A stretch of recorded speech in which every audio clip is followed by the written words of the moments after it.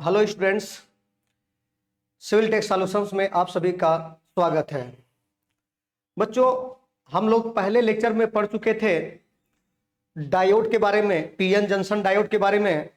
PN junction diode होता क्या है, पीएन जंक्शन डायोड का कंस्ट्रक्शन या संरचना कैसे होती है, पीएन जंक्शन डायोड कैसे वर्क करता है, बायसिंग क्या होती है, फॉरवर्ड बायस क्या होता है, रिवर्स बायस क्या होता है, पीएन जंक्शन डायोड का सिंबल कैसा होता है, ठीक है, और उसकी वर्किंग, सारी चीजों को हम लोग डिटेल डिस्कस कर चुके थे।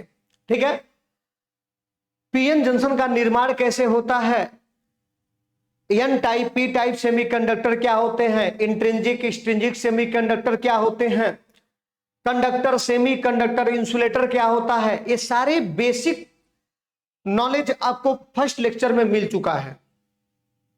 बच्चों, आज का लेक्चर आपके सेमेस्टर एग्जामिनेशन के लिए बहुत इंपॉर्टेंट लेक्चर है, इसलिए क्योंकि यहां से आपके सेमेस्टर के एग्जाम में प्रश्न तो आने ही आने हैं। देखिए, सिर्फ आप लोग लेक्चर को देखा मत करिए, जब भी लेक्चर को देखिए तो आप हाथ में पेन और साथ में कॉपी जरूर लेकर के बैठा करिए, ताकि आप चीजों के प्रैक्टिस कर सकें, डायग्राम बना सकें। कोई अगर डेरिवेशन आता है तो डेरिवेशन की प्रैक्टिस कर लो, ठीक है। तो उस तरीके से जो आप पढ़ाई करते हो तो वह दिमाग में ज्यादा देर तक रहता है। लेकिन यदि सिर्फ वीडियो को स्किप करके भगा करके, ठीक है, अगर आप देखते हैं तो फिर उसका उतना एडवांटेज नहीं ले पाते हैं जितना एडवांटेज आपको लेना चाहिए। देखिए, पॉलिटेक्निक के बच्चों की सबसे बड़ी जो हमारे नजर में कमी क्या होती है कि वो सिर्फ और सिर्फ सेमेस्टर में पास होने के बारे में सोचते हैं, जो कि ये सबसे बड़ी आपकी मिस्टेक है। आप सेमेस्टर में सिर्फ पास होने के लिए मत सोचिए। आपको 3 साल का समय मिला हुआ है। 3 सालों में जितनी भी बेसिक चीजें हैं आप पूरे अच्छे ढंग से समझ करके अभी से बैठ जाइए, ताकि 3 साल के बाद जब आप किसी जेई के एग्जामिनेशन में बैठिए या जेई की कहीं तैयारी कीजिए तो आपका बेस आपका क्या हो, मजबूत हो। अभी से दिमाग में आप बैठा लेंगे कि मैं सेमेस्टर में सिर्फ पास होऊंगा, बहुत सारी चीजों को आप स्किप कर देंगे, छोड़ देंगे। क्यों? क्योंकि आपकी सोच ही वहां तक आ गई है कि हमको सेमेस्टर में पास होना है। लेकिन याद रखना बच्चों, मेरी बातों को याद करिएगा। आज तो सुन रहे हैं, लेकिन 3 साल बाद भी ये बात को याद रखिएगा, जिन जिन चीजों को आज आप लोग छोड़ते जा रहे हो, स्किप करते जा रहे हो, आगे आपको कैरियर बनाने के लिए, कहीं जॉब लेने के लिए, कोई एग्जामिनेशन निकालने के लिए, इन सारी चीजों को आपको डिटेल पढ़ना ही पड़ेगा। तो क्यों ना अभी जो आपके पास 3 सालों का समय है, उस समय में इन सारी चीजों को डिटेल तरीके से अभी से पढ़ना स्टार्ट कर दीजिए, ताकि डिप्लोमा के बाद, पॉलिटेक्निक करने के बाद आप किसी जेई एग्जामिनेशन में बैठिए तो आपको फर्स्ट अटेम्प्ट में ही सफलता हासिल हो सके।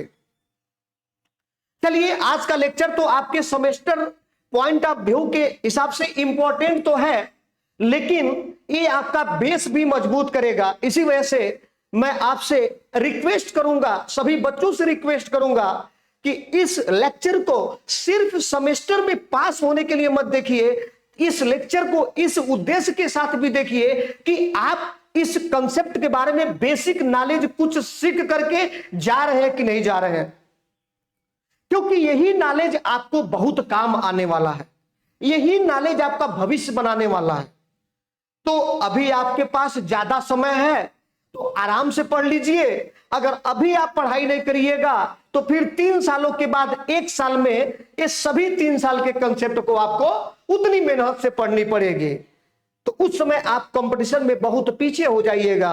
तो मैं बच्चों से यही रिक्वेस्ट करूंगा कि आप सेमेस्टर के साथ साथ अभी जो भी टॉपिक आप पढ़ रहे हैं उस टॉपिक का बेसिक अपना अभी से मजबूत करते चलिए, ताकि आगे आपको कंपटीशन में ये काम आए। वहां पर आपको बेसिक सीखने की आवश्यकता ना पड़े, वहां पर आपको जो भी इंपॉर्टेंट या कंसेप्ट जो आप यहां पर बहुत कम पढ़े हैं, वहां पर जो ज्यादा डीपली कंसेप्ट पढ़ाया जाएगा, उसमें आपको सीखने में आपको यह सहायता करेगा।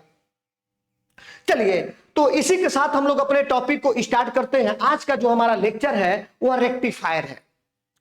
रेक्टिफायर, मैं उम्मीद करता हूं कि आप सभी बच्चे रेक्टिफायर के बारे में जानते होंगे। अच्छा, नहीं भी जानते होंगे तो इतना तो सब कोई जानता है कि आज के समय में मोबाइल फोन सबके पास है।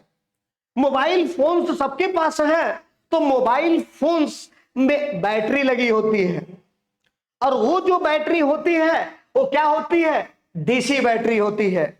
अर्थात उस बैटरी को चार्ज करने के लिए आपको क्या है? एक डीसी की आवश्यकता पड़ेगी। अब वो डीसी आपको मिलेगा कहां से?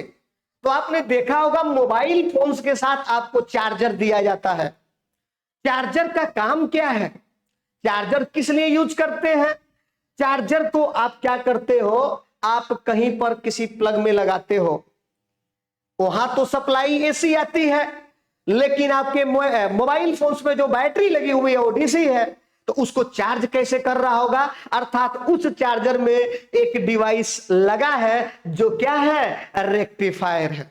वो क्या है? रेक्टिफायर है। अर्थात अगर मैं आपसे कहूं कि रेक्टिफायर क्या होता है, तो रेक्टिफायर कुछ नहीं है। रेक्टिफायर एक ऐसा डिवाइस होता है जो एसी को किस में बदलता है? डीसी में बदलता है।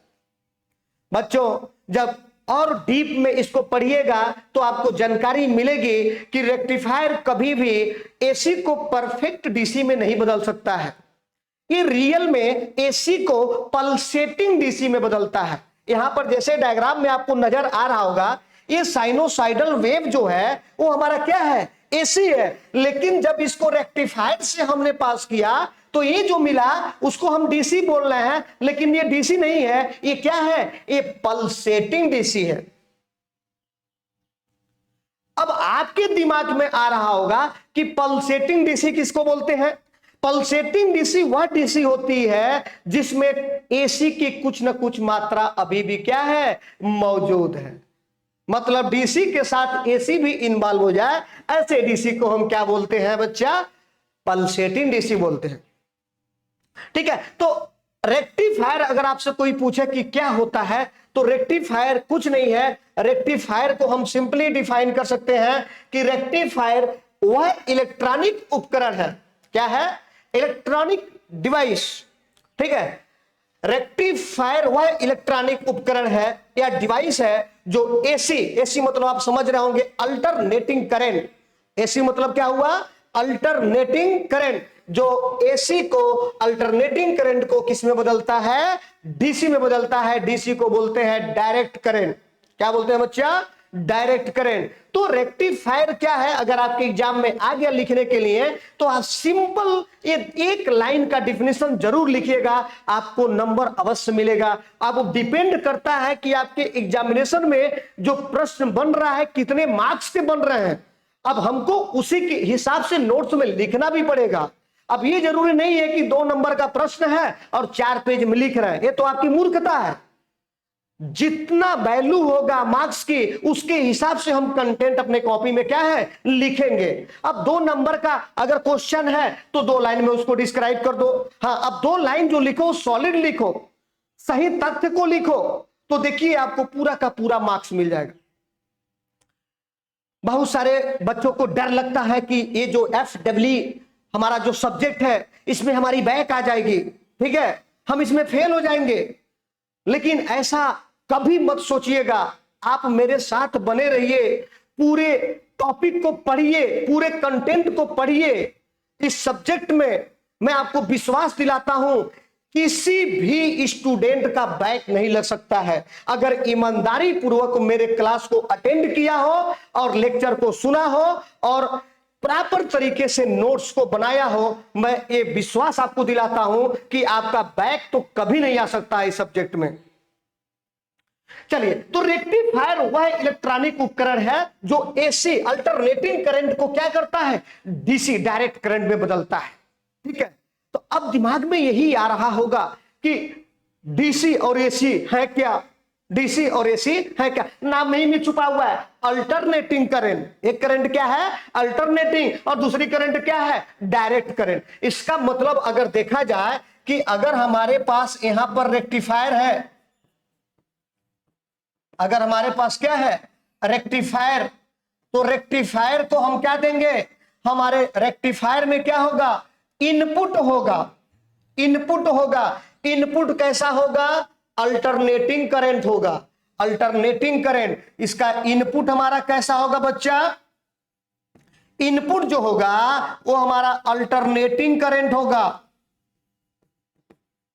अल्टरनेटिंग करंट होगा, जिसको एसी बोल रहे हैं। ये हमारा इनपुट है, उसका वेवफॉर्म देखा जाए तो कहीं ना कहीं इस प्रकार से होगा बच्चा, यही अल्टरनेटिंग करंट कहलाती है, यही क्या है अल्टरनेटिंग है।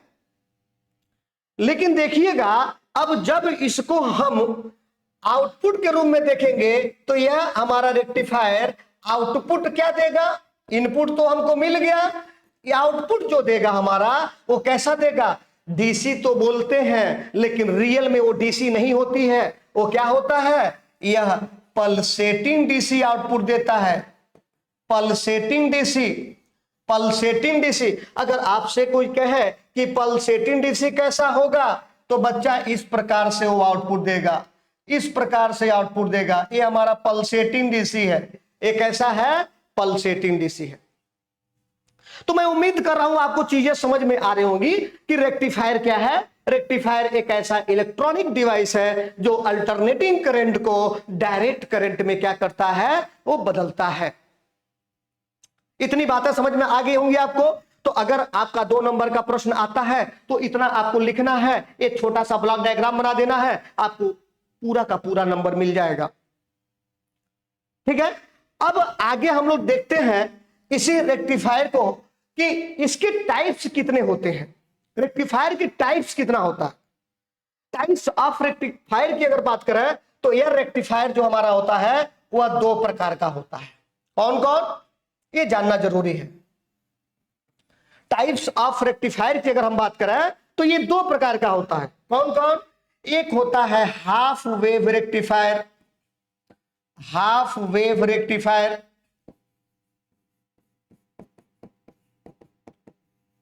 और दूसरा जो होता है उसको बोलते हैं full wave rectifier,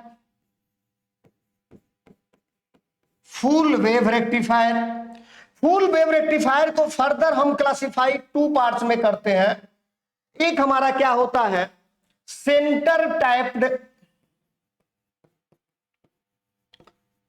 centre typed full wave rectifier, centre typed full wave rectifier, और दूसरा जो हमारा होता है वो क्या होता है ब्रिज टाइप,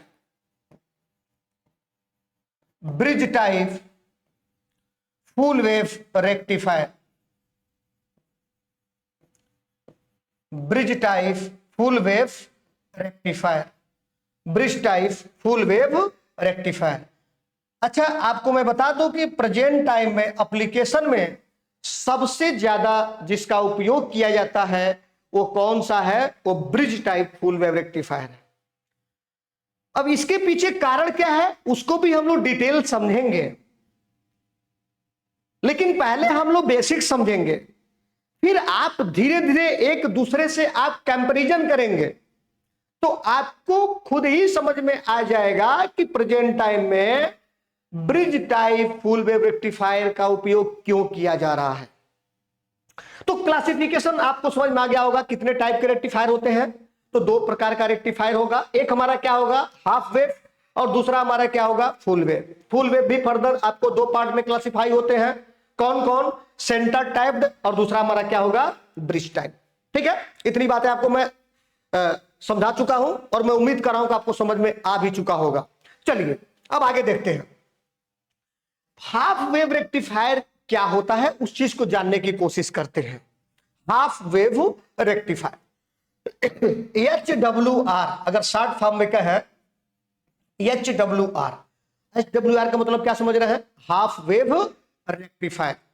अगर मैंने HWR लिखा हुआ है तो उसका क्या मतलब समझ रहे हो हाफ वेव रेक्टिफायर। अब नाम ही में सब कुछ छुपा हुआ है, आपको ध्यान पूर्वक बस इसको समझना है।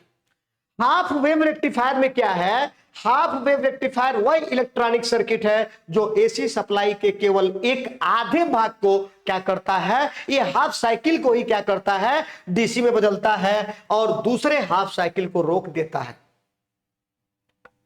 कहने का मतलब क्या है कि यह एक ऐसा रेक्टिफायर है जो एक कंप्लीट साइकिल के आधे साइकिल को ही क्या करता है, रेक्टिफाई करता है। कंप्लीट साइकिल के सिर्फ आधे साइकिल को ही क्या करेगा, रेक्टिफाई करेगा और आधे साइकिल को क्या कर देता है बच्चा, ये रोक देता है। कहने का मतलब क्या है, अगर मान लीजिए हमारा हाफ वेव रेक्टिफायर है, हाफ वेव रेक्टिफायर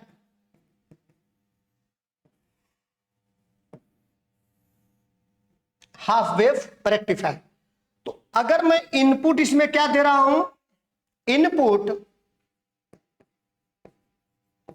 अगर मैं इनपुट इस तरह से दे रहा हूं, एक कंप्लीट साइकिल एसी है, ठीक है। अब ये करेगा क्या, ये आउटपुट में हमको क्या देगा, आउटपुट में हमें क्या देगा, ये पल्सेटिंग डीसी देगा। कैसा देगा, पल्सेटिंग डीसी। पल्सेटिंग डीसी मतलब क्या है, ये आउटपुट में सिर्फ और सिर्फ इसके जो दो साइकिल हैं, सिर्फ आधे साइकिल को रेक्टिफाई करेगा और आधे साइकिल को क्या करेगा बच्चा, रोक देगा। आधे साइकिल को क्या किया, रेक्टिफाई किया और आधे साइकिल को क्या कर दिया, रोक दिया। तो जो रेक्टिफायर सिर्फ आधे साइकिल को ही रेक्टिफाई करता है, ऐसे रेक्टिफायर को हम लोग हाफ वेव रेक्टिफायर कहते हैं।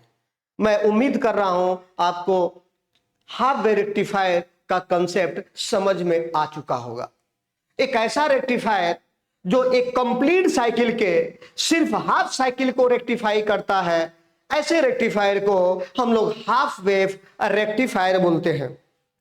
आपको पता होना चाहिए कि एसी को डीसी में बदलने की जो प्रोसेस होती है, प्रक्रिया होती है, उसको क्या कहा जाता है, मैं आपको जानकारी के लिए बता दूं, उस प्रोसेस को रेक्टिफिकेशन कहा जाता है। एसी को डीसी में बदलने की जो हमारी प्रोसेस है, प्रक्रिया है, उस प्रक्रिया को क्या बोलते हैं बच्चा, रेक्टिफिकेशन बोलते हैं। क्या बोलते हैं, रेक्टिफिकेशन बोलते हैं। चलिए, तो हाफ वेव रेक्टिफायर एक ऐसा रेक्टिफायर है जो एसी सप्लाई के केवल एक आधे भाग या हाफ साइकिल को डीसी में बदलता है और दूसरे आधे भाग को रोक देता है, ठीक ना। ऐसे रेक्टिफायर को हम क्या बोलते हैं बच्चा, हाफ वेव रेक्टिफायर। अब इसके कंस्ट्रक्शन को समझने की कोशिश कर रहे हैं, इसका कंस्ट्रक्शन कैसा होता है, कैसे हम हाफ वेव रेक्टिफायर को बनाते हैं। आपके एग्जाम में मान लीजिए आ गया यह प्रश्न, हाफ वेव रेक्टिफायर क्या होता है, उसके कंस्ट्रक्शन, वर्किंग और वेवफॉर्म को डिस्क्राइब कीजिए। 5 नंबर का अगर प्रश्न है तो सारी चीजों को साफ सुथरा आपको डायग्राम बनाना है, उसके वर्किंग को समझाना है और लास्ट में उसके आउटपुट वेवफॉर्म को भी दिखाना पड़ेगा। अगर इतना आपने कर लिया तो आपको पूरा का पूरा नंबर मिल जाएगा। चलिए देखते हैं इसका कंस्ट्रक्शन कैसा होता है। सबसे पहले समझने की कोशिश करते हैं कि हाफ वेव रेक्टिफायर को बनाने के लिए हमें किन किन कंपोनेंट की आवश्यकता होगी। तो कंपोनेंट्स के बारे में अगर मैं बात करूं तो जो हमारे पास कंपोनेंट्स होंगे उसको समझिएगा। कंपोनेंट्स हमारे पास क्या क्या होंगे,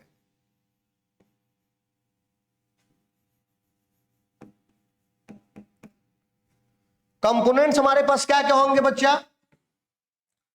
पहला जो कंपोनेंट्स होगा वो हमारा क्या होगा, स्टेप डाउन ट्रांसफार्मर।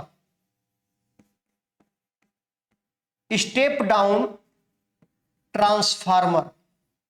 दूसरा कंपोनेंट हमारे पास क्या होगा, दूसरा कंपोनेंट क्या होगा,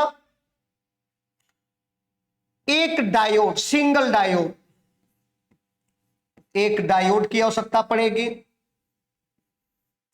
ठीक है। और तीसरा हमारे पास क्या होगा, एक लोड रजिस्टर की आवश्यकता पड़ेगी। एक लोड रजिस्टर की आवश्यकता पड़ेगी। ये तीन हमारे पास क्या है, महत्वपूर्ण कंपोनेंट्स हैं। ये हमारे तीन क्या हैं, महत्वपूर्ण कंपोनेंट्स हैं। क्या क्या, स्टेप डाउन ट्रांसफार्मर, एक डायोड और एक लोड रजिस्टर। ठीक है, तो इसका कंस्ट्रक्शन कैसा होगा, बहुत ही सिंपल है। एक हम लोग स्टेप डाउन ट्रांसफार्मर ले लिए।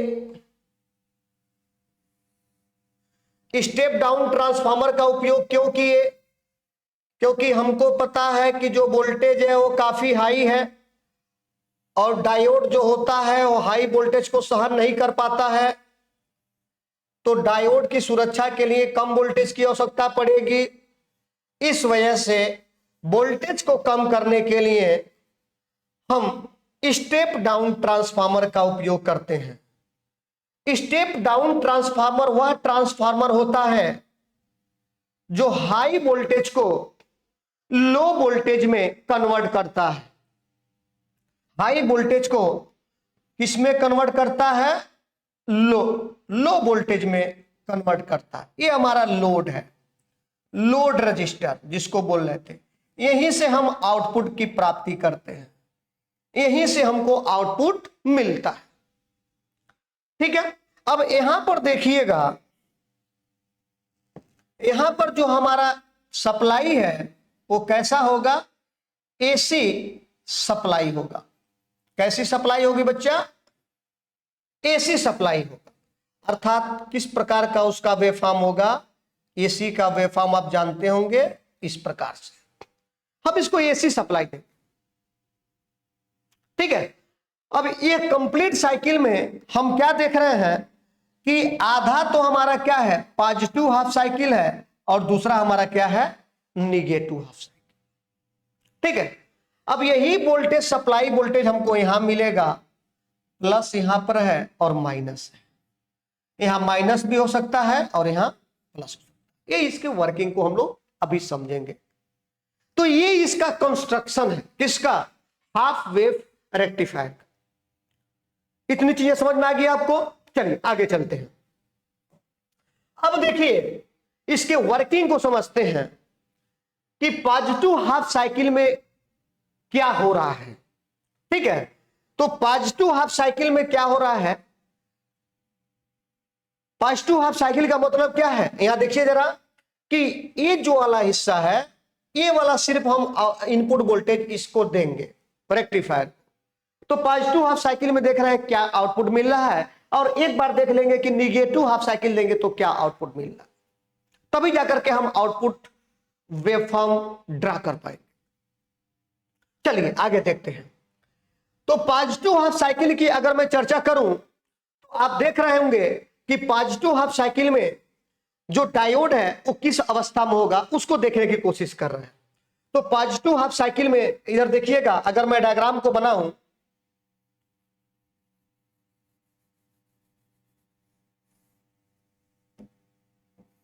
ये क्या है, स्टेप डाउन ट्रांसफार्मर है। क्यों यूज किए हैं, हाई वोल्टेज को लो वोल्टेज में कन्वर्ट करने के लिए। लो वोल्टेज की आवश्यकता क्यों पड़ी, क्योंकि डायोड अधिक वोल्टेज को सहन नहीं कर सकता है। इस वजह से वोल्टेज को हमको क्या करना पड़ा, घटाना पड़ा। अब ये हमारा क्या है, डायोड है। इसका ये पी है और इसका एन है। ये पी टाइप सेमीकंडक्टर और N type semiconductor. Positive half cycle की मैं बात कर रहा हूं, हमने सप्लाई अभी क्या दे रखा है, एसी सप्लाई दे रखा है। एसी सप्लाई में हमने कंप्लीट साइकिल का सिर्फ हम पॉजिटिव हाफ साइकिल की बात कर रहे हैं। किसकी बात कर रहे हैं, पॉजिटिव हाफ साइकिल। तो जब पॉजिटिव हाफ साइकिल होगा तो याद रखिएगा यहां पर प्लस और यहां पर माइनस, और ये हमारा वीएस। वीएस मतलब सप्लाई वोल्टेज। अब देखिए पी किससे जुड़ा हुआ है, प्लस से, एन किससे जुड़ा हुआ है, माइनस से। अर्थात डायोड का जो ये हमारा क्या होता है, एनोड, और ये हमारा क्या होता है, कैथोड। ये एनोड किससे जुड़ा हुआ है, प्लस से, कैथोड किससे जुड़ा हुआ है, माइनस से। अर्थात सॉरी, एनोड किससे जुड़ा हुआ है, प्लस से, और कैथोड किससे जुड़ा हुआ है, माइनस से। अर्थात हम बोल सकते हैं कि जो डायोड है वो हमारा किस अवस्था में है, फॉरवर्ड बायस में है। डायोड किस अवस्था में है, फॉरवर्ड बायस में है। क्यों, क्योंकि P किससे जुड़ा हुआ है? प्लस से, और N किससे जुड़ा हुआ है? माइनस से। तो ऐसे बायसिंग को हम क्या बोलते हैं? Forward biasing. इसको मैं पढ़ा चुका हूं, जो लोग नहीं पढ़े हैं वो पिछला वीडियो जरूर देख लें, क्योंकि पिछला वीडियो आप देख करके आइएगा तो आगे के सारे लेक्चर आपको बहुत समझ में आएंगे। मेरे लेक्चर की खास बात यही है कि अगर आप पिछला लेक्चर छोड़ करके आप क्लास करिएगा तो बहुत सारी चीजें आपको नहीं समझ में आएंगे, लेकिन ये मैं आपको विश्वास दिलाता हूं कि अगर एक सीक्वेंस में सारे लेक्चर को आप देखते आइएगा तो कहीं पर पूरे जगह कोई ऐसा पॉइंट नहीं होगा जो आप कह सके कि सर मैं समझ नहीं पाया हूं। इस वजह से अगर जिन लोगों ने मेरा पहला लेक्चर नहीं देखा है वो लोग सबसे पहले फर्स्ट लेक्चर को आपको देखें और उसके बाद तब इसको देखें, आपको चीजें और अच्छे से समझ में आना स्टार्ट हो जाएगा, कंसेप्ट और अच्छा सा क्लियर हो जाएगा। फिर आप कभी नहीं भूलिएगा, किसी एग्जामिनेशन में अगर आपको टॉपिक से प्रश्न आ गया तो आपका पेन नहीं रुकेगा, कॉपी आपकी कम पड़ जाएगी लिखने के लिए। ठीक है, तो नॉलेज जितना अधिक लीजिएगा, क्योंकि सबको पता है कि 4 लाइन याद करके जाएंगे तो एग्जाम में 2 लाइन याद आएगा, लेकिन अगर 10 लाइन पढ़ के जाएंगे तो एग्जाम में तो 4-5 लाइन याद आ ही जाएगा और उसको आसानी से हम लिख लेंगे। तो कभी भी कंसेप्ट को कम सीखने की कोशिश मत करिए, कंसेप्ट को डिटेल कोशिश करिए सीखने की, उससे दोनों जगह फायदा है। आपके सेमेस्टर एग्जाम में लिखने के लिए कंटेंट की कमी नहीं रहेगी, और दूसरी चीज आगे अगर भविष्य में कोई भी एग्जामिनेशन को फेस कर रहे हैं तो वहां पर आपका बेस भी मजबूत रहेगा, कोई भी चीज को सीखने में आपको क्या होगी? आसानी होगी। चलिए, तो ये हमारा पॉजिटिव हाफ साइकिल में हमने ये देखा कि पॉजिटिव हाफ साइकिल में हमने देखा कि जो डायोड है, डायोड पॉजिटिव हाफ साइकिल में जो डायोड हमारा है वह किसमें है? फॉरवर्ड बायस में है। किसमें है? फॉरवर्ड बायस में। और आपको पता है कि जब डायोड फॉरवर्ड बायस में होता है, जब डायोड फॉरवर्ड बायस में होता है तो बताओ बच्चा कैसे काम करता है? जब डायोड फॉरवर्ड बायस में होता है तब ये कंडक्ट करता है, तब ये कंडक्ट करता है, अर्थात इससे विद्युत धारा प्रवाहित होती है।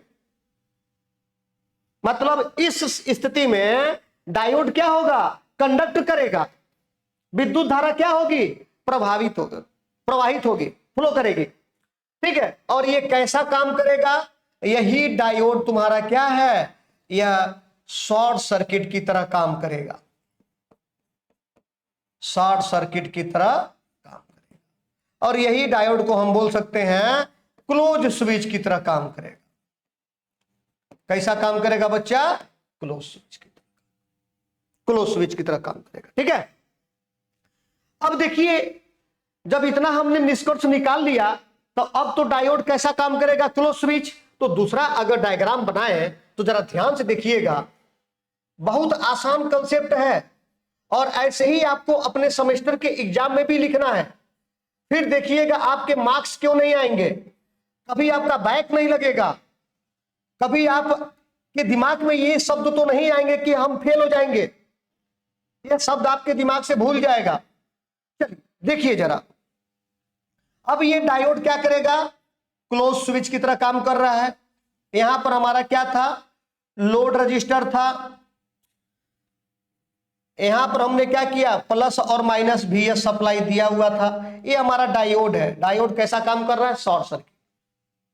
डायोड कैसा काम कर रहा है? Short circuit. अब देखिए इस स्थिति में आपको क्या देखने को मिलेगा कि ये जो लोड रजिस्टर है ना, लोड रजिस्टर के अक्रॉस आउटपुट वोल्टेज आपको तभी मिलेगा जब इसके थ्रू करंट फ्लो करेगी। According to the Ohm's law V equal to IR, resistor तो ऑलरेडी है, करंट नहीं होगा तो वोल्टेज नहीं मिलेगा। अब देखते हैं कि क्या इसमें करंट फ्लो करेगा? बिल्कुल करेगा। क्यों? क्योंकि सर्किट क्लोज है। यहां से देखिए प्लस से करंट निकलेगा और इस प्रकार से इस लोड रजिस्टर से होते हुए ये निगेटिव टर्मिनल की तरफ चला जाएगा। अर्थात हमने क्या देखा कि यहां पर एक क्लोज सर्किट बन रहा है और इसी क्लोज सर्किट के थ्रू क्या होगा? करंट फ्लो करेगा। तो जब करंट फ्लो करेगा बच्चा, जब करंट फ्लो करेगा तो अब देखिए, करंट जब फ्लो करेगा तो यहां पर ड्रॉप होगा, तो आउटपुट वोल्टेज तो मिलेगा ही मिलेगा, आउटपुट वोल्टेज तो मिलेगा ही मिलेगा। अब ये देखना है कि आउटपुट वोल्टेज कितना मिलेगा। अब देखिए, जब ये शॉर्ट सर्किट हो गया तो शॉर्ट सर्किट का वोल्टेज तो ऑटोमेटिक 0 होता है। इसके अलावा इस क्लोज सर्किट में कोई दूसरा कंपोनेंट नहीं है, तो जितना सप्लाई होगा वही हमारा क्या होगा, ड्रॉप होगा, तभी तो केवीएल सेटिस्फाई करेगा। तो अर्थात अगर मैं कहूं कि आउटपुट वोल्टेज आपको कितना मिलेगा, तो आप इस सर्किट से निष्कर्ष निकाल सकते हैं कि आउटपुट वोल्टेज जो होगा वो सप्लाई वोल्टेज के बराबर होगा। आउटपुट वोल्टेज जो होगा वो क्या होगा, सप्लाई वोल्टेज के बराबर होगा। तो V नॉट की वैल्यू क्या हो गई, Vs के बराबर, सप्लाई वोल्टेज के बराबर, इनपुट वोल्टेज के बराबर। ये तब की कहानी है जब हम क्या है, जब यहां पर हमने जो सप्लाई दिया हुआ था वो कौन सा सप्लाई था, वो पॉजिटिव हाफ साइकिल का था, सिर्फ किसका था, पॉजिटिव हाफ साइकिल। ठीक है, चलिए आगे देखते हैं निगेटिव हाफ साइकिल में क्या होगा। निगेटिव हाफ साइकिल का मतलब आप समझ रहे होंगे कि ये जो हमारे पास स्टेप डाउन ट्रांसफार्मर था, ये जो हमारा स्टेप डाउन ट्रांसफार्मर है, डायोड यहां पर कनेक्टेड है और यहां लोड रजिस्टर है। ठीक है, इसका ये मतलब है कि ये जो हम सप्लाई दे रहे हैं, अब इधर वाली बात कर रहे हैं, नीचे वाला निगेटिव साइकिल की बात कर रहे हैं। ये भी हमारा क्या है, एसी सप्लाई है, इधर सप्लाई कौन सी है, एसी सप्लाई। लेकिन हम बात किसकी कर रहे हैं, negative half cycle. Negative half cycle का मतलब आप क्या समझ रहे हो वो जानना आपके लिए जरूरी है। ये हमारा लोड है, ये हमारा क्या है, लोड है। निगेटिव हाफ साइकिल का मतलब बच्चा ये होता है, निगेटिव हाफ साइकिल का मतलब ये होता है कि अब हमने जो पहले प्लस यहां लिया था अब हमारा माइनस होगा, और जो नीचे माइनस था अब हमारा क्या बन गया, प्लस हो गया। 180 डिग्री का फेज शिफ्ट। ठीक है, जस्ट उसी का उल्टा। अब यहां पर हमारा Vs है। अब देखिए, ये डायोड का हमारा P है, डायोड का ये हमारा N है, अर्थात ये हमारा एनोड और हमारा क्या है, कैथोड। तो क्या देख रहे हैं कि डायोड का जो P है वो माइनस से जुड़ा है, N जो है वो प्लस से जुड़ा है। डायोड का जो एनोड है वो माइनस से जुड़ा है, कैथोड जो है प्लस से जुड़ा है। और इस स्थिति को हम रिवर्स बायसिंग कहते हैं, जो कि पिछले लेक्चर में हम डिटेल पढ़ाए हुए हैं। इस स्थिति को रिवर्स बायसिंग कहते हैं, जो कि पिछले लेक्चर में हमने डिटेल पढ़ाया हुआ है। तो जिन बच्चों को बायसिंग नहीं समझ में आ रहा है अभी, या नया टर्म लग रहा है, कृपया करके पिछला लेक्चर देख लें। वो कभी नहीं भूलेंगे कि बायसिंग क्या होता है और बायसिंग के अंदर फॉरवर्ड बायसिंग और रिवर्स बायसिंग क्या होता है। तो ये हमारा जो है डायोड अभी फिलहाल की स्थिति में रिवर्स बायस में है। क्यों? क्योंकि इसका P माइनस के साथ, N किसके साथ, प्लस के साथ जुड़ा हुआ है। तो निगेटिव हाफ साइकिल में हमने देखा कि जो डायोड है हमारा बच्चा, जो डायोड है वो किस अवस्था में है, रिवर्स बायस में है।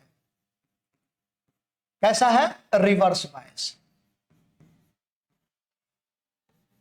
वो किस अवस्था में है, रिवर्स बायस। और आपको पता होनी चाहिए कि जब डायोड रिवर्स बायस में होता है, जब डायोड रिवर्स बायस में होता है तब यह कैसा काम करता है, ओपन सर्किट की तरह काम करता है। ओपन सर्किट की तरह काम करता है, अर्थात हम बोल सकते हैं कि यह डायोड कैसा काम करेगा, ओपन स्विच की तरह काम करेगा। ओपन स्विच की तरह काम करेगा, ओपन स्विच की तरह काम। ठीक है, तो अब इसके डायग्राम को अगर हम पुनः बना करके देखें तो आउटपुट हमें क्या मिलेगा, जरा ध्यान पूर्वक समझिएगा। ये हमारा सप्लाई है, लेकिन हमने सिर्फ इसमें निगेटिव साइकिल को दिया हुआ है। ये हमारा स्टेप डाउन ट्रांसफार्मर है। अब यहां डायोड कैसा हो गया, ओपन सर्किट की तरह काम करेगा। ये हमारा क्या है, लोड रजिस्टर है, जहां से हम आउटपुट को प्राप्त करते हैं। ये हमारा क्या है, लोड है, लोड रजिस्टर, जहां से हम आउटपुट को प्राप्त करते हैं। अब देखिए क्या इस स्थिति में यहां पर माइनस और प्लस होने पर क्या करंट फ्लो करेगी या नहीं करंट फ्लो करेगी, उस चीज को देखना है। तो हमने ये देखा कि करंट यहां से चलेगा, लेकिन यहां पर रास्ता क्या है, ब्रेक है। और करंट तभी किसी भी सर्किट में फ्लो करती है जब सर्किट पूरी तरह से क्या हो, क्लोज हो। लेकिन ये तो सर्किट हमारा क्लोज नहीं है, सर्किट क्या है, ओपन है। हमको पता है कि ओपन सर्किट में करंट फ्लो नहीं करता है। अर्थात हम कह सकते हैं कि जब ये सर्किट ओपन हो गया तो इसमें कोई करंट नहीं फ्लो करेगी, तो क्या इस लोड रजिस्टर में कोई धारा प्रवाहित होगी, नहीं होगी। और according to the Ohm's law, Ohm के नियम के अनुसार भी जो होता है वो इक्वल टू आई आर के होता है। तो जब करंट जीरो हो गया तो क्या वोल्टेज मिलेगा, वोल्टेज भी जीरो हो गया। अर्थात इस स्थिति में हमारा करंट क्या है बच्चा, करंट जीरो है, क्योंकि सर्किट ओपन है। जब करंट जीरो हो गया सर्किट ओपन होने की वजह से, तो बताओ बच्चा आउटपुट वोल्टेज क्या मिलेगा, 0 वोल्ट मिलेगा। आउटपुट वोल्टेज क्या मिलेगा, 0 वोल्ट। तो पॉजिटिव हाफ साइकिल में हमने देखा कि आउटपुट वोल्टेज जो मिल रहा है वो सप्लाई वोल्टेज के बराबर मिल रहा है, लेकिन निगेटिव हाफ साइकिल में जो वोल्टेज मिल रहा है वो क्या है, वो 0 मिल रहा है।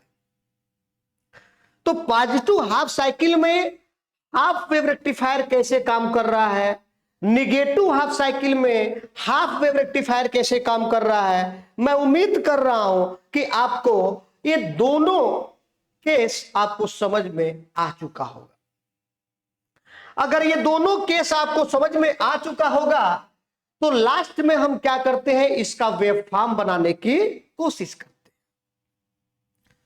आपको पता है कि जो हमारा इनपुट है बच्चा, इनपुट वेव फॉर्म जो हमारा था वो कैसा था, जिसको हम सप्लाई बोल रहे थे, सप्लाई वोल्टेज।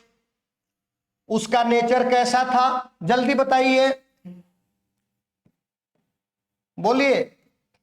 साइनोसाइडल था, साइन वेव था, ठीक है जी, साइनोसाइडल था। तो हमने इनपुट को बना लिया। यहां तक समझ में आ रहा है।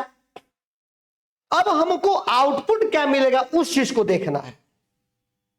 बात समझ में आ रही है। अब हमको आउटपुट क्या मिलेगा वो हमारे लिए इंपॉर्टेंट है। आउटपुट क्या मिलेगा वो हमारे लिए क्या है, बहुत ज्यादा इंपॉर्टेंट है। आउटपुट क्या मिलेगा वो हमारे लिए इंपॉर्टेंट है।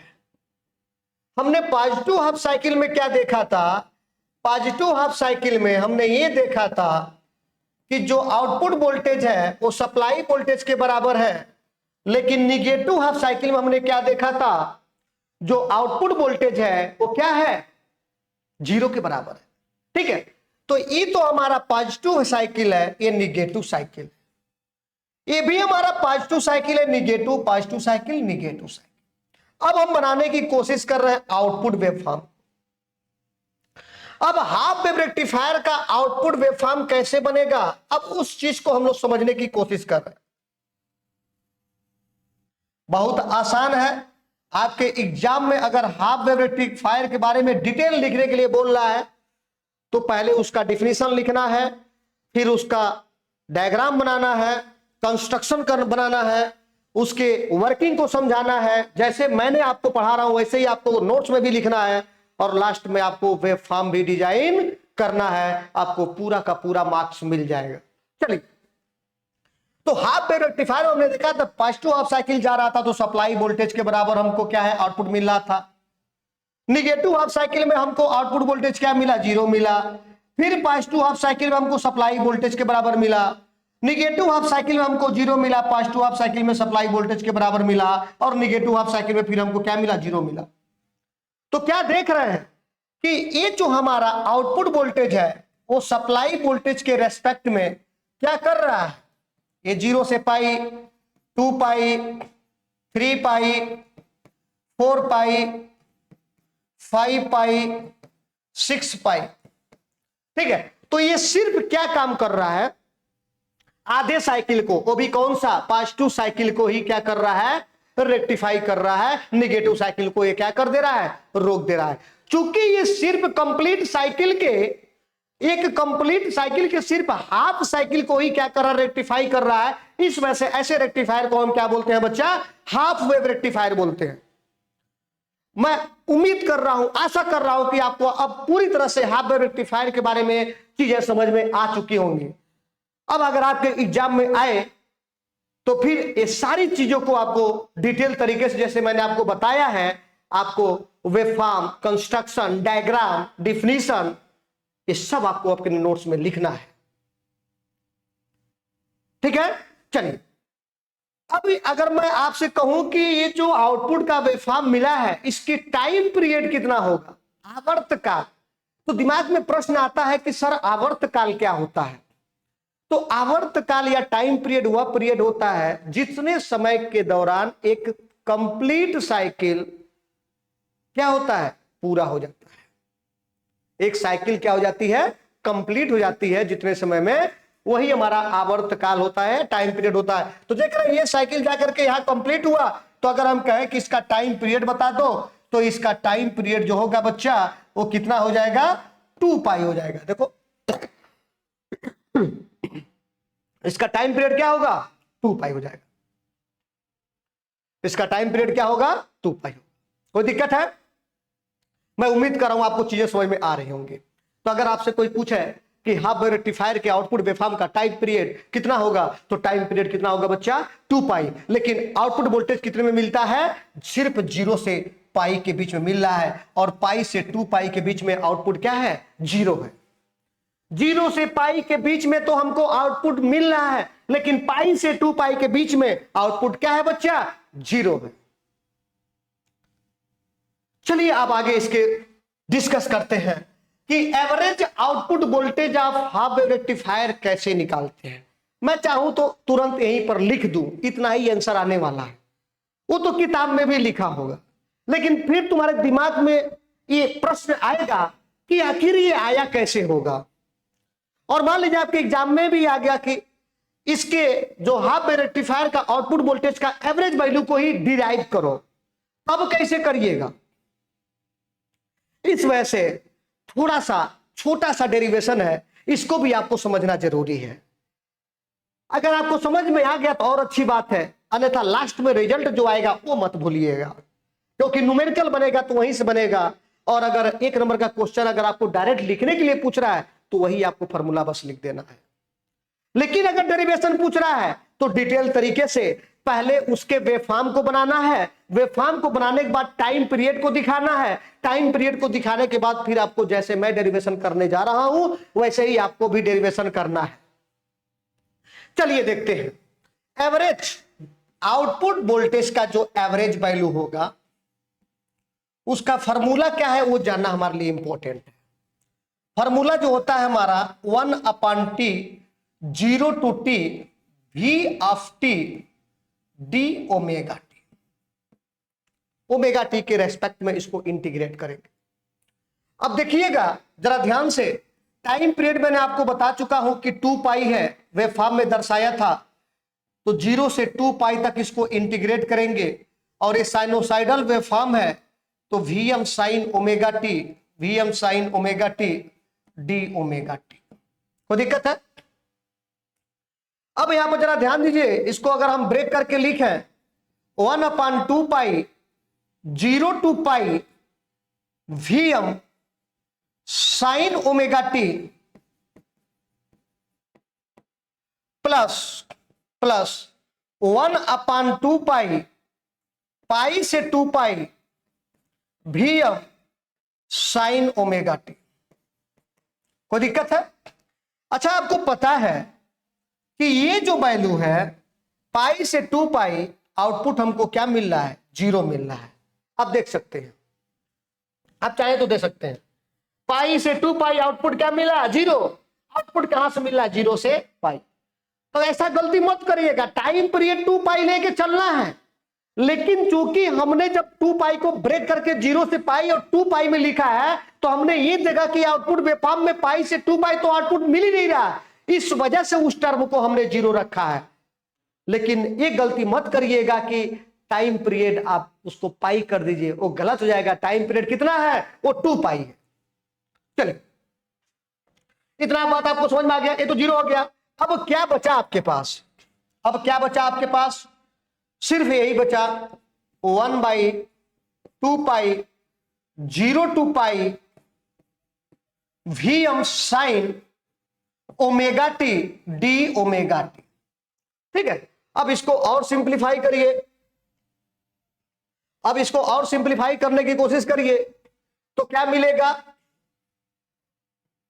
V not average equal to, Vm constant है उसको बाहर ले लो, Vm/2 pi sine omega t का इंटीग्रेशन क्या होता है? Minus cos omega t, minus cos omega t. Limit क्या है? 0 से पाई। पुट कर दो तो Vm/2 पाई, माइनस को मैंने बाहर ले लिया, अब क्या बचेगा? Cos omega t. तो दोनों लिमिट को पुट करिए तो एक बार कास पाई बन जाएगा और एक बार क्या बन जाएगा? कॉस 0 बन जाएगा। यहां तक कोई दिक्कत है? बहुत आसान है। तो माइनस Vm/2 पाई और कास पाई की वैल्यू माइनस होती है और कास 0 की वैल्यू क्या होती है बच्चा? 1 होती है। कास 0 की वैल्यू क्या होती है? 1 होती है। तो माइनस माइनस दोनों जुड़ जाएंगे, -1 -1 -2। तो आपको क्या मिल गया? माइनस Vm/2 पाई -2। कोई दिक्कत है? अब इस माइनस को बाहर लाएंगे तो माइनस माइनस बिकम्स प्लस, तो 2Vm बाई क्या मिल गया? 2 पाई। 2Vm/2 पाई। तो अगर मैं 2 से 2 को कैंसिल कर दूं तो क्या मिल गया? Vm/पाई। तो याद रखिएगा, याद क्या रखना है आपको? ये चीजें आपको दिमाग में रखना है। किसके लिए? कि V not average half wave rectifier की वैल्यू कितना होता है? Vm/पाई होता है। कोई दिक्कत है? ये चीज नहीं भूलिएगा, ये इंपॉर्टेंट रिजल्ट है, यही इंपॉर्टेंट रिजल्ट है। V नॉट एवरेज वैल्यू क्या होता है? Vm/पाई होता है। कोई दिक्कत? मैं उम्मीद कर रहा हूं कि आपको सारी चीजें समझ में आ गई होंगी। ये इंपॉर्टेंट रिजल्ट आपके लिए है। ठीक है, चलिए आगे बढ़ते हैं। ओके, दूसरा इंपॉर्टेंट आपका डेरिवेशन क्या पूछा जाता है? RMS output voltage. जो आउटपुट वोल्टेज आपको मिला है उसका आरएमएस वैल्यू कितना होगा? उसके लिए फॉर्मूला आपको जानना जरूरी है। उसके लिए जो फॉर्मूला है V not RMS under root, RMS की फुल फॉर्म क्या होती है? Root mean square. RMS value को क्या बोलते हैं? Root mean square value. ठीक है, under root 1/t 0 to t V of t का स्क्वायर डी ओमेगा टी। बड़ा सिंपल है। ठीक है, अब देखिए यहां पर हम क्या लिख सकते हैं? टाइम पीरियड आपको पता है 2 पाई, 0 से t की वैल्यू कितनी है? 2 pi Vm sign omega t का स्क्वायर डी ओमेगा टी। यहां तक कोई दिक्कत है? नहीं होना चाहिए। चलिए आगे देखते हैं। इसको मैं ब्रेक करके भी लिख सकता हूं, 1/2 पाई 0 से पाई Vm, देखिए दोनों का स्क्वायर करना है तो Vm square sine square omega t, कोई दिक्कत है? D omega t plus 1/2 pi to 2 pi Vm square sine square omega t d omega t. ठीक है, बहुत आसान है। ठीक है, बहुत आसान है, कठिन कुछ भी नहीं है, बस आपको आसान तरीके से समझना है। ये स्क्वायर है, पाई से हमने कहा गए थे 2 पाई गए थे। ठीक है, और यहां पर हमने क्या 0 से पाई इंटीग्रेट किया था। ठीक, अब यहां से जरा देखिए, ये तो टर्म आपके लिए क्या हो गया, 0 हो गया। क्यों? सिर्फ पाई, क्योंकि पाई से 2 पाई के बीच में आपको आउटपुट नहीं मिल रहा था। तो जब ये 0 हो गया तो बचा क्या? बचा आपको क्या, देखिएगा, Vm स्क्वायर को बाहर ले लो, Vm स्क्वायर 2 पाई, ठीक है, 0 से pi sine square omega t d omega T, ये चीजें आपके पास बची। कोई दिक्कत? चलिए अब आगे समझते हैं, अब आपको क्या मिलेगा? अगर V नॉट RMS निकालना है तो अंडर रूट में Vm स्क्वायर अपान 2 पाई तो बाहर रहेगा। ठीक है, 0 से पाई और साइन स्क्वायर थीटा आपको क्या होता है, 1 minus cos 2 omega t by 2। ये फॉर्मूला याद रखिएगा, डी ओमेगा टी। कोई दिक्कत? अब देखिए, अब इसको जब सॉल्व करिएगा तो आपको क्या मिलेगा? Under root Vm square upon 2 pi 1/2 को भी बाहर ले लें तो अंदर क्या मिला, 0 से pi 1 minus cos 2 omega d omega. ठीक है, कोई दिक्कत नहीं। अब इसको हम क्या लिख सकते हैं, Vm स्क्वायर बाई 4 पाई, क्योंकि 2 का मल्टीप्लाई मैंने कर दिया है। अब 1 का इंटीग्रेशन ओमेगा टी हो जाएगा, माइनस कास ओमेगा टी का इंटीग्रेशन क्या हो जाएगा, साइन 2 ओमेगा टी, कास 2 ओमेगा टी का क्या होगा, साइन 2 ओमेगा टी अपान क्या हो गया 2। अब लिमिट हमको क्या रखना है, 0 से पाई रखना है, रख लीजिए। अब जरा ध्यान दीजिएगा, यहां पर अगर मैं लिमिट रखूं तो Vm स्क्वायर अपान 4 पाई पाई माइनस 0 लिमिट हो गया इसके लिए, और यहां पर रखेंगे तो एक बार क्या मिलेगा, साइन 2 पाई बाई 2 और माइनस क्या मिलेगा 0, और ये भी वैल्यू 0, साइन पाई का मल्टीपल वैल्यू भी क्या होता है, 0 होता है। तो ये पूरा का पूरा टर्म देखा जाए, ये पूरा का पूरा टर्म में क्या है, 0 है। क्या है, 0 हो गया। फिर आपको क्या मिलेगा, आपको सिर्फ ये मिलेगा, अंडर रूट में पाई से पाई को कैंसिल कर दें तो Vm स्क्वायर बाई क्या मिल गया, 4। Vm स्क्वायर 4 का मतलब क्या होता है, Vm अपान 2, अंडर रूट हट गया। तो यहां से आपको क्या निष्कर्ष निकला कि जो V नॉट यहां से आपको क्या निष्कर्ष निकला कि जो V नॉट RMS वैल्यू है वो कितना मिल गया आपको, Vm बाई 2। ये रिजल्ट याद रखिएगा, ये रिजल्ट आपको नहीं भूलना है बच्चा, ये रिजल्ट आपको नहीं भूलना है, ये रिजल्ट आपको नहीं भूलना है। हाफ वेव रेक्टिफायर के आउटपुट वेव या आउटपुट वोल्टेज का जो आरएमएस वैल्यू होती है वो कितना होती है, Vm बाई 2 होता है। कोई दिक्कत? चलिए अब आगे देखते हैं फॉर्म फैक्टर क्या होता है। बहुत आसान सा कंसेप्ट है। फॉर्म फैक्टर क्या होता है? फॉर्म फैक्टर कुछ नहीं होता है बच्चा। फॉर्म फैक्टर जो होता है, फॉर्म फैक्टर जो होता है बच्चा, वो RMS voltage upon average voltage होता है। एवरेज को ही डीसी बोलते हैं।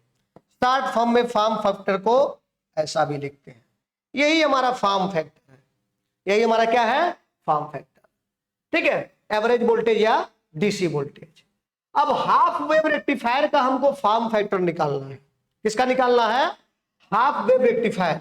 तो हमको पता है इन हाफ वेव रेक्टिफायर आपको वी एवरेज कितना मिला था? वी एवरेज, और दूसरा क्या है हमको? We RMS. आउटपुट का देखना है। तो वी आरएमएस आपको कितना मिला था? देख लीजिए आपको यहां से, ये आरएमएस था आपका, वो कितना मिला? Vm/2। और इससे पहले जो आपने निकाला था, एवरेज निकाला था, वो Vm/पाई था। क्या था? Vm/पाई। तो एवरेज हमारे पास क्या था? Vm/पाई। और आरएमएस क्या था? Vm/2। तो अगर मैं कहूं कि फॉर्म फैक्टर निकालिए तो बहुत आसान है। तो फॉर्म फैक्टर इक्वल टू क्या हो जाएगा? V RMS upon V average. तो वी आरएमएस आप लिख लीजिए, V RMS upon V average. V RMS कितना है बच्चा? Vm/2 है। वी आरएमएस कितना है? Vm/2 है। और वी एवरेज क्या है? Vm/पाई है। तो Vm से Vm कैंसिल हो गया, पाई ऊपर चला गया, पाई/2। तो यहां पर सॉल्व करिएगा, 3.14 अपॉन 2 करिएगा तो आपको मिलेगा 1.57। ठीक है, तो याद रखिएगा बच्चा, अगर आपसे पूछा जाए कि हाफ वेव रेक्टिफायर का फॉर्म फैक्टर कितना होता है, तो हाफ वेव रेक्टिफायर का फॉर्म फैक्टर वो कितना होता है भैया? 1.57। तो इसके लिए फॉर्म फैक्टर नोट कर लीजिएगा। Form factor of half wave rectifier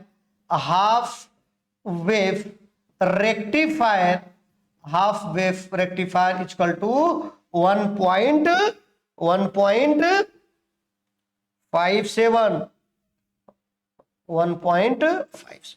ये मत भूलिएगा बच्चे, ये आपके लिए इंपॉर्टेंट है। ये बहुत इंपॉर्टेंट है आपके सेमेस्टर एग्जामिनेशन के लिए भी और आपके कंपटीशन के लिए भी। आपके सेमेस्टर एग्जामिनेशन के लिए भी और आपके सेमेस्टर के लिए भी। तो form factor of half wave rectifier अगर आपसे कोई पूछे तो कितना होता है? तो 1. बोलो भैया 57। कितना होगा बच्चा? 1.57। कोई दिक्कत? Form factor of half wave rectifier कितना होगा? 1.57। क्लियर? चलिए आगे चलते हैं। एक और टर्म आता है रिपल फैक्टर। रिपल फैक्टर क्या होता है? ये बहुत इंपॉर्टेंट है। ठीक है, तो रिपल फैक्टर आप इतना जान लो कि जो रेक्टिफायर एसी को डीसी बदल रहा है तो परफेक्ट डीसी हमको नहीं मिल पाता है। तो परफेक्ट डीसी नहीं मिलता है, अर्थात उस डीसी में भी कुछ ना कुछ एसी की क्वांटिटी रह जाती है। तो वही हमारा क्या है? वही अनुपात जो एसी का कंपोनेंट डीसी के घटक में क्या होता है? उपस्थित होता है, उसे ही हम क्या बोलते हैं? रिपल फैक्टर बोलते हैं। क्या बोलते हैं? रिपल फैक्टर बोलते हैं। रिपल फैक्टर वह अनुपात है जो एसी घटक या एसी कंपोनेंट और डीसी कंपोनेंट के बीच होता है। अर्थात हम बोल सकते हैं कि ripple factor is the ratio of AC component to the DC component in rectifier. चलिए एक इंपॉर्टेंट फॉर्मूला आपको मैं दे देता हूं। जो रिपल फैक्टर होता है, नोट करके लिख लो बच्चा, ये आगे बहुत काम आएगा। जो रिपल फैक्टर होता है अंडर रूट, वो क्या होता है? आप फॉर्म फैक्टर पढ़ चुके हो ना? फॉर्म फैक्टर का स्क्वायर -1 होता है। एक फॉर्मूला आपको मैं दे दे रहा हूं, अर्थात इसको ऐसा भी लिख सकते हैं शॉर्ट फॉर्म में, फॉर्म फैक्टर को फॉर्म फैक्टर -1।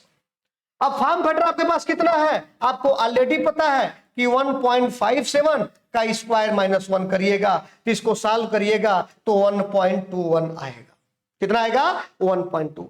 तो ठीक है, तो अगर आपसे पूछा जाए कि ripple factor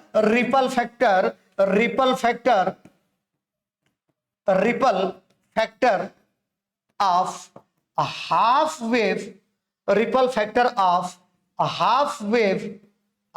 wave rectifier equal to 1.21। Ripple factor of half wave rectifier equal to what? 1.21। 1.21 ripple factor of half wave rectifier equal to 1.21। तो याद रखिएगा यहां की वैल्यू कितनी हो जाएगी रिपल फैक्टर की? 1.21। कोई दिक्कत है?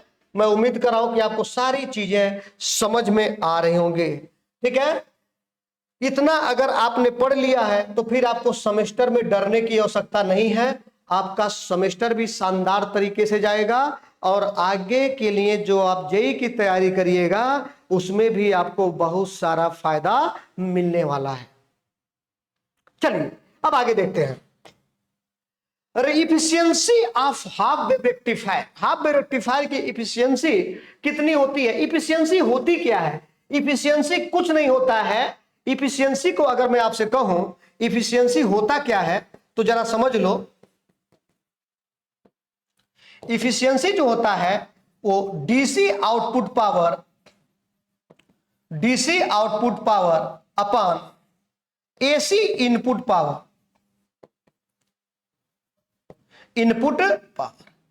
इसी को इफिशियंसी बोलते हैं, अर्थात पीडीसी अपॉन पीएसी। ठीक है, पीडीसी को क्या लिख सकते हो?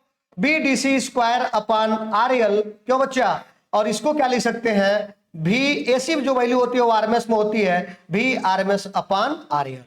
डीसी को ही एवरेज बोलते हैं, अर्थात मैं बोल सकता हूं भी डीसी अपॉन भी आरएमएस का व्हाट? स्क्वायर। यहां तो कोई दिक्कत है? तो अगर यहां से आप सॉल्व करिएगा तो आपको क्या मिलेगा? अच्छा, भी डीसी एवरेज वैल्यू कितना आया है आपको मैं बता दूं। एवरेज वैल्यू अभी आपने लिखा है भी not average VM by pi. Average value किस वोल्टेज का कितना था? VM by pi. और आरएमएस वैल्यू कितना था? VM by 2। ठीक है, इसी को हम यूज करेंगे। तो वीएम बाई पाई और वीएम बाई 2 इसको हम देखते हैं। वीएम बाई पाई तो एवरेज वैल्यू क्या था हमारे पास? VM by pi. क्यों? वीएम बाई पाई और आरएमएस वैल्यू क्या था? VM by 2। इसका स्क्वायर कर दीजिए तो आपको क्या मिलेगा? VM square upon pi square, और इधर क्या मिलेगा? VM square upon 4। VM square pi square, VM square upon 4। VM square cancel, तो क्या मिला? 4 upon pi square. 4 upon pi square को जब सॉल्व करिएगा तो आपको मिलेगा 0.406। तो अगर इफिशियंसी की बात करें, अगर यही परसेंटेज में जाएंगे तो 40.6% मिलेगा। परसेंटेज में क्या ले सकते हैं? 40.6। तो हाफ वेव रेक्टिफायर की इफिशियंसी कितनी होती है? तो इसकी जो इफिशियंसी होती है वो याद रखिएगा 40.6% होती है। कितना होता है? 40.6% होती है। 40.6% होती है। कोई दिक्कत? मैं उम्मीद कर रहा हूं कि कोई दिक्कत नहीं होनी चाहिए, सारी चीजें आपको समझ में आ रहा होगा। चलिए, advantage of half wave rectifier. हर एक चीज के कुछ ना कुछ एडवांटेज होते हैं, कुछ ना कुछ ड्रॉबैक होते हैं। ठीक है, और कुछ ना कुछ उसका एप्लीकेशन भी होता है। ये 3 ऐसे महत्वपूर्ण पॉइंट हैं जहां कंपटीशन में बहुत आपको काम आएंगे। ठीक है, तो इसके एडवांटेज क्या है? Advantage of half wave rectifier. Half wave rectifier का एडवांटेज क्या है? तो पहला एडवांटेज याद रखिएगा, इसका सर्किट जो होता है वो क्या होता है? बहुत सिंपल होता है, most important. It means it's circuit is very simple. आप देख भी रहे हैं, एक ही डायोड है, एक लोड रजिस्टर है, एक simple transformer, step down transformer है। बहुत सर्किट कॉम्प्लिकेटेड नहीं है, अर्थात यह सर्किट क्या है, बहुत सरल है। It's circuit is very simple.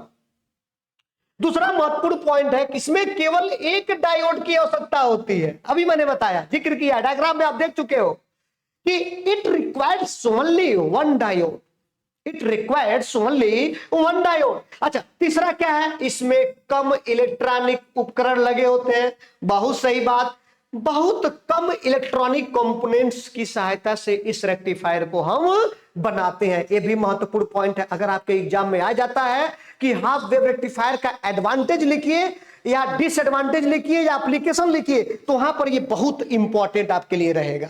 तो जब इतनी सारे पॉइंट्स आप जानते रहेंगे तो आप अपने एग्जाम में बड़े सरल तरीके से आप अपने नोट्स में लिख देंगे।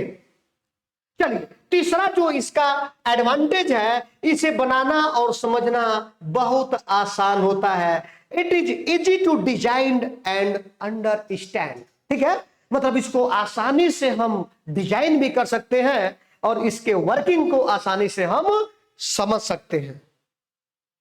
इतनी बात समझ में आ रही है? चौथा इसका जो इंपॉर्टेंट एडवांटेज वो क्या है बच्चा, इसकी लागत, जिसको कास्ट बोलते हैं, इसकी लागत बहुत कम होती है, अर्थात इस इट्स कॉस्ट इज लो। बहुत कॉस्टली नहीं होता है, सस्ता होता है, महंगा नहीं होता है।